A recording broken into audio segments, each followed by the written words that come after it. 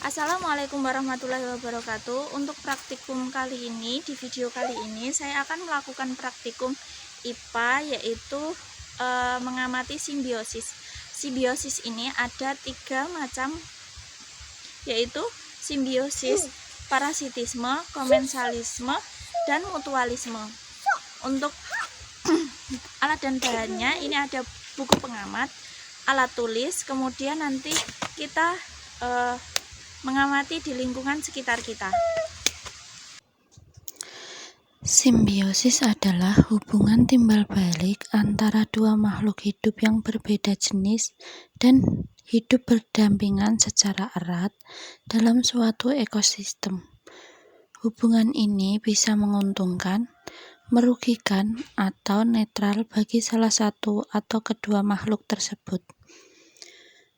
Umumnya, ada 3 jenis simbiosis, yaitu yang pertama, simbiosis parasitisme, simbiosis mutualisme, dan yang ketiga, simbiosis komensalisme. Simbiosis yang pertama yaitu parasitisme. Simbiosis parasitisme adalah hubungan antara dua makhluk hidup di mana satu pihak mendapat keuntungan, sedangkan pihak lain dirugikan. Untuk contoh yang pertama yaitu antara jambu air dan ulat. Terjadi ketika ulat memakan jambu air untuk memperoleh makanan dan tempat hidup, sementara tanaman jambu air dirugikan karena jambu air bisa rusak sehingga fotosintesis berkurang dan pertumbuhan tanaman terganggu. Untuk contoh yang kedua yaitu antara benalu dan pohon. Terjadi ketika benalu mengambil air dan zat makanan dari pohon inangnya, sedangkan pohon dirugikan karena kehilangan sebagian nutrisinya.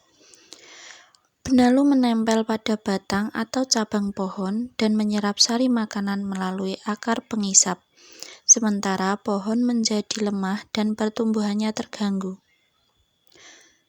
Untuk contoh ketiga yaitu simbiosis parasitisme antara lumut dan ikan.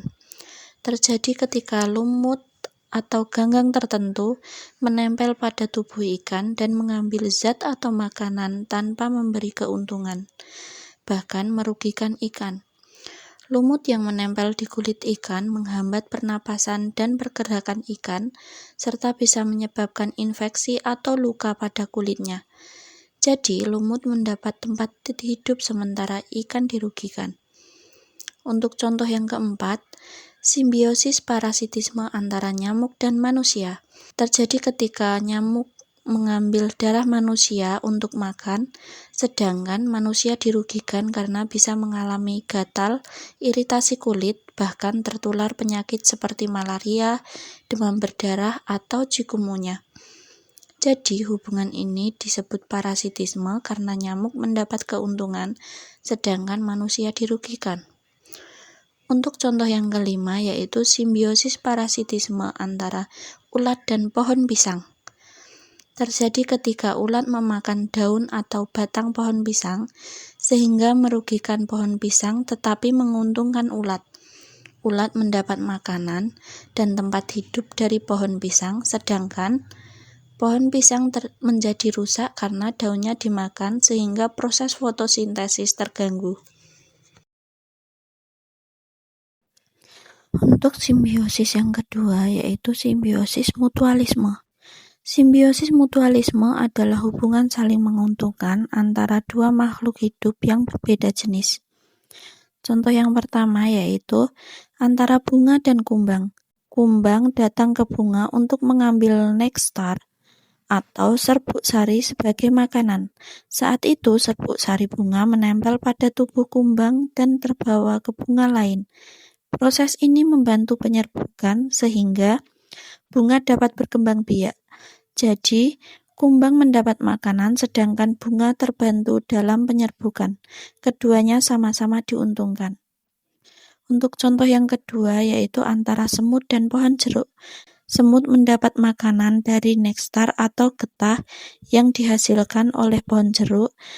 Pohon jeruk mendapat perlindungan karena semut akan mengusir atau menyerang hama, seperti ulat atau kutu daun, yang mencoba merusak daun atau buahnya.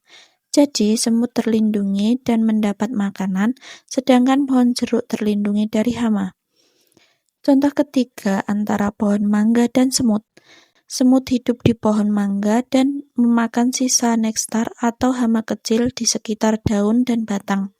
Sebagai gantinya, semut melindungi pohon mangga dari serangga perusak seperti ulat atau kutu daun. Jadi pohon mangga mendapat perlindungan, sedangkan semut mendapat tempat tinggal dan sumber makanan. Contoh yang keempat, antara jamur dan alga atau bakteri terjadi pada lumut kerak. Jamur menyediakan tempat tinggal, perlindungan, dan kelembapan bagi alga atau sianobakteri. Alga atau sianobakteri melakukan fotosintesis dan menghasilkan makanan atau glukosa yang dimanfaatkan oleh jamur. Jamur mendapat makanan, sedangkan alga mendapat perlindungan dan air dari jamur. Contoh yang kelima antara semut dan kutu daun, yaitu adalah hubungan saling menguntungkan. Kutu daun menghasilkan getah manis saat mengisap cairan dari tumbuhan. Getah ini dimakan oleh semut sebagai sumber makanan. Sebagai balasannya, semut melindungi kutu daun dari pemangsa seperti kepik atau laba-laba. Jadi, semut mendapat makanan dan kutu daun mendapat perlindungan. Contoh yang ketiga yaitu simbiosis komensialisme, adalah hubungan antara dua makhluk hidup di mana satu pihak mendapatkan keuntungan sedangkan pihak lainnya tidak dirugikan dan tidak diuntungkan. Untuk contoh yang pertama yaitu antara pohon randu dan tumbuhan sirih. Terjadi ketika tumbuhan sirih memanjat batang pohon randu untuk mendapatkan cahaya matahari yang cukup.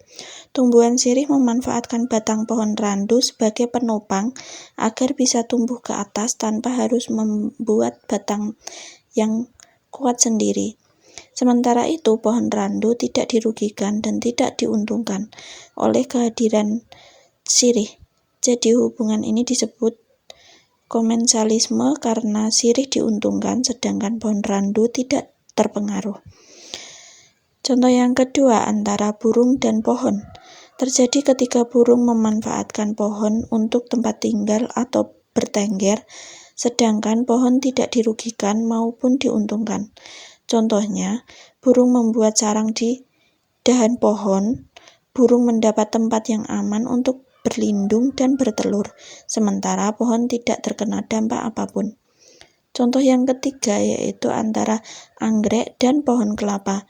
Terjadi ketika anggrek menempel pada batang atau dahan pohon kelapa untuk mendapatkan tempat hidup dan cahaya matahari yang cukup.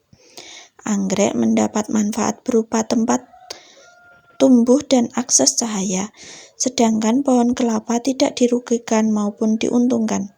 Jadi hubungan ini disebut komensalisme, karena hanya anggrek yang mendapat manfaat, sementara pohon kelapa tetap tidak terpengaruh.